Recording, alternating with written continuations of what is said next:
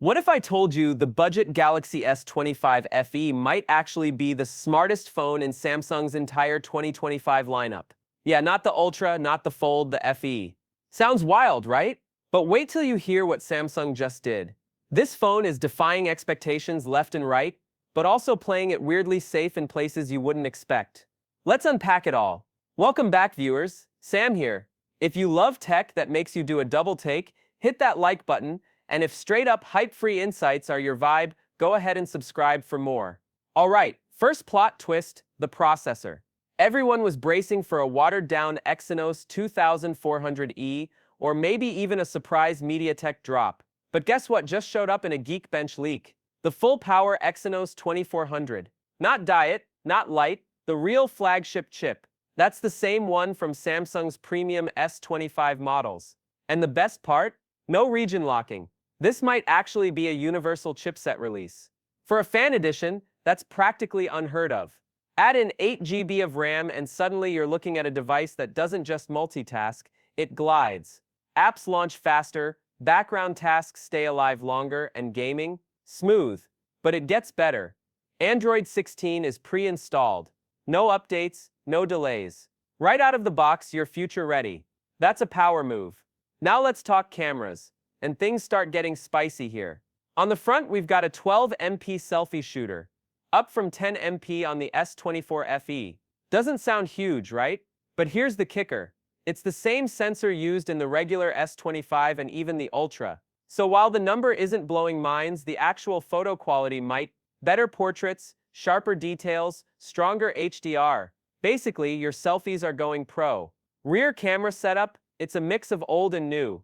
The 50MP main sensor is back, reliable, crisp, no complaints there. The 12MP ultra-wide stays too. But that 8MP telephoto?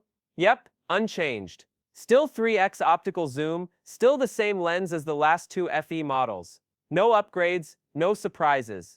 And sure, if you're expecting periscope zoom, this might feel like a letdown. But here's where it gets interesting. In side-by-side comparisons, the image difference between this 8MP lens and Samsung's 10MP zoom on higher-end phones? Practically invisible, unless you're the type to zoom in 400% on leaf textures. But here's something no one's talking about. Thermal efficiency. That Exynos 2400? It's been optimized like crazy. Less heat, better sustained performance, and improved battery life. This might end up being one of the coolest Samsung phones, literally in recent memory. And with One UI 8.0 layered on top, animations are smoother, the UI feels snappier, and the whole experience is cleaner.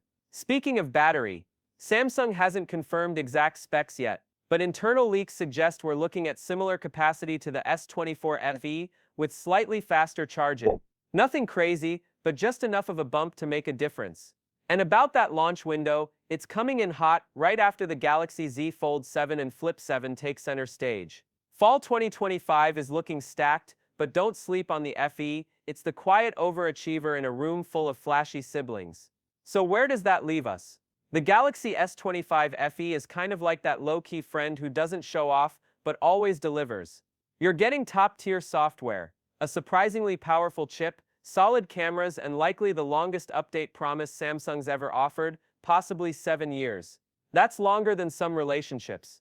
But hey, let's not sugarcoat it. If you're a camera purist or die-hard Snapdragon fan, this phone might not be your happy place. No revolutionary design, no crazy new lens system, just pure distilled practicality. And maybe that's exactly the point. In a market full of gimmicks, the S25 FE is aiming to be the one phone that just works, consistently, intelligently, and without breaking the bank. So, is the Galaxy S25 FE a sleeper hit in the making, or just Samsung playing it safe? Drop your thoughts below. I'm reading every comment. And if this video helped you see the FE in a whole new light, go ahead and like, subscribe, and I'll keep bringing you more no BS tech stories with just the right amount of geek energy.